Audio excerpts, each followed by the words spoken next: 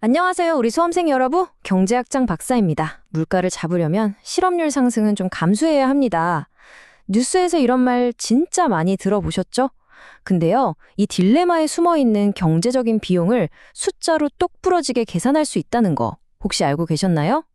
오늘 바로 그 핵심 개념, 우쿤의 법칙과 희생 비율에 대해서 아주 그냥 제대로 파헤쳐 보겠습니다. 우리 원샷 1, 2, 3 경제학 핵심 이론 마무리 시리즈는요, 여러분의 자투리 시간을 위한 거예요. 잠들기 전에 아니면 버스나 지하철에서 편안하게 들으면서 핵심 개념을 머릿속에 차곡차곡 정리하는 거죠. 오늘은 정말 중요한 두 가지 개념, 오쿤의 법칙과 희생 비율을 여러분의 것으로 확실하게 만들어 드릴 테니까요. 귀 쫑긋 세우고 따라오세요. 바로 시작합니다. 오늘 우리는요, 하나의 큰 퍼즐을 맞춰볼 거예요. 첫 번째 퍼즐 조각은 오큰의 법칙이고요. 두 번째 조각은 필립스 곡선입니다. 이 두 조각을 딱 연결하면 희생 비율이라는 아주 멋진 그림이 완성되거든요. 우리가 직접 계산까지 해보고 마지막에는 핵심 정리랑 힘이 나는 응원으로 마무리할게요. 자, 그럼 첫 번째 퍼즐 조각, 오쿤의 법칙부터 시작해볼까요? 실업자가 늘어나면 경제가 나빠진다. 이건 사실 상식이잖아요. 오쿤의 법칙은 바로 이 당연한 관계, 즉 실업률하고 국가 전체의 생산량, GDP 사이의 관계를 아주 명쾌한 숫자로 보여주는 그런 규칙이라고 생각하시면 됩니다.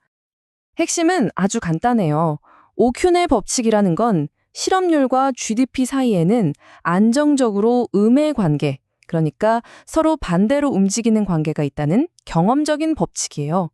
실업률이 올라가면 GDP는 줄어들고 반대로 실업률이 내려가면 GDP는 늘어나는 거죠. 너무 당연한 말 같지만 그래서 얼마나 라는 질문에 딱 답을 해준다는 점에서 이게 아주 중요한 겁니다. 자, 공식 나왔다고 절대 겁먹지 마세요. 이거 진짜 쉬워요. 보세요. 왼쪽은 그냥 우리 경제의 성적표라고 생각하세요.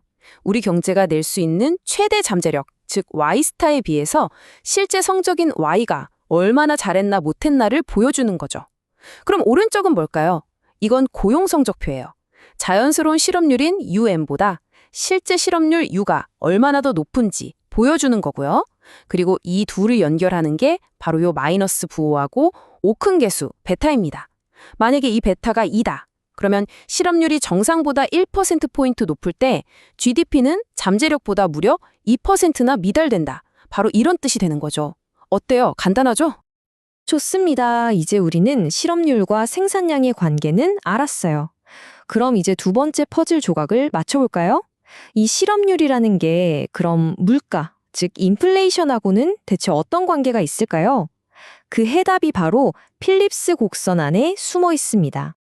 필립스 곡선의 핵심은 딱 한마디로 이거예요. 두 마리 토끼를 다 잡을 수는 없다. 적어도 단기적으로는요. 무슨 말이냐면 실업률과 인플레이션 사이에는 서로 맞바꿔야 하는 상충 관계, 즉 트레이드 오프가 있다는 뜻이에요. 실업률을 낮추고 싶으면 물가 상승을 어느 정도 각오해야 하고요. 반대로 물가를 잡고 싶으면 실업률 상승을 좀 감수해야 한다는 거죠. 이 공식도 아까랑 구조가 비슷하죠? 왼쪽은 물가 서프라이즈라고 생각하면 쉬워요. 사람들이 기대했던 물가 상승률, 파이티 더 2보다 실제 물가 파이티가 얼마나 더 깜짝 상승했나를 보여주는 거고요. 오른쪽은 우리가 아까 봤던 바로 그 고용 성적표입니다. 여기서 제일 중요한 선수는 바로 이 알파인데요. 이 알파는 물가가 실업률 변화에 얼마나 민감하게 반응하는지를 보여주는 일종의 민감도라고 보시면 돼요. 알파가 클수록 경제가 조금만 좋아져도 물가가 확 하고 튀어오른다는 뜻입니다. 자, 여러분, 이제 드디어 우리가 맞춰온 두 개의 퍼즐 조각을 하나로 합칠 시간입니다. 잘 생각해 보세요. 필립스 곡선이 뭐라고 그랬죠?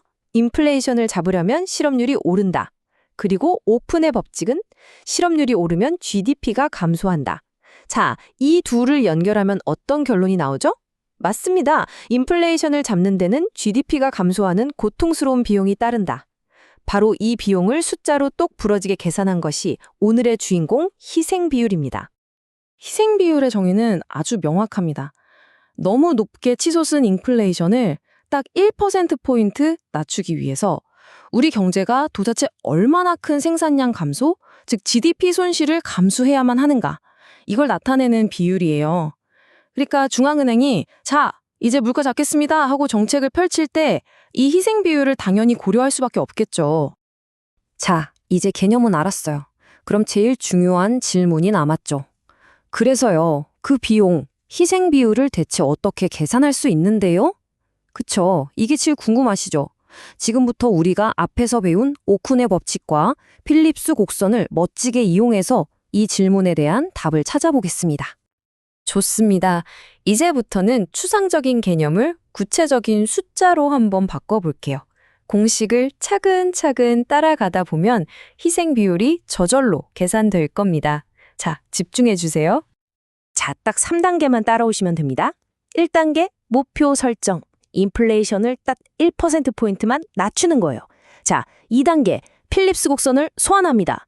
아까 그 공식에서 물가 쇼크를 1로 만들려면 실업률이 얼마나 올라야 한다고 했죠? 맞아요.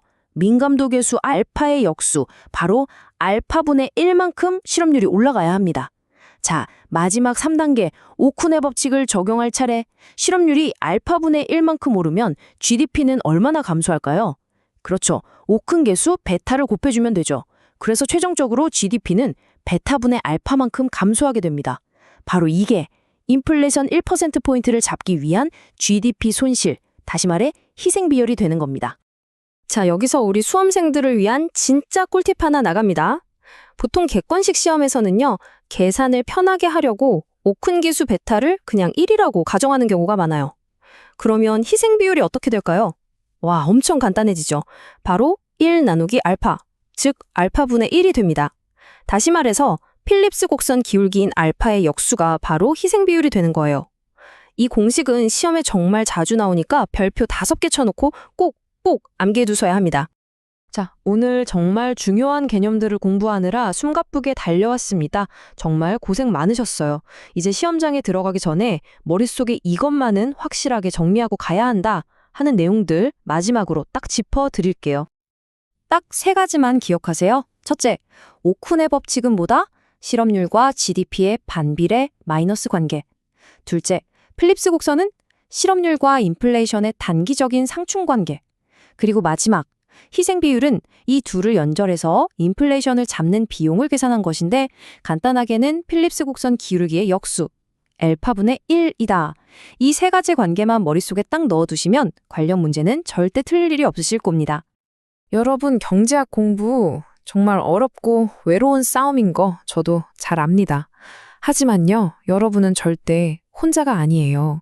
지금 이 순간에도 수많은 동료 수험생들이 여러분과 똑같이 책상에 앉아서 같은 길을 걷고 있다는 걸 절대 잊지 마세요.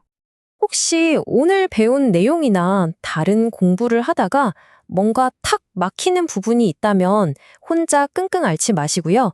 네이버에서 짱박사 경제학 스터디 카페를 한번 찾아와 보세요. 저희 카페에는요, 능력 있고 친절한 조교님들은 물론이고 저 경제학 짱 박사가 직접 여러분의 질문을 기다리고 있습니다. 수많은 동료 수험생들과 함께 으쌰으쌰 하면서 공부해봐요. 여러분, 포기하지만 않는다면 합격은 반드시 여러분의 것이 될 겁니다. 저 경제학 장 박사가 합격하는 그날까지 항상 여러분 곁에서 응원하겠습니다. 그럼 우리 다음 시간에 더 유익한 내용으로 다시 만나요. 정말 수고 많으셨습니다.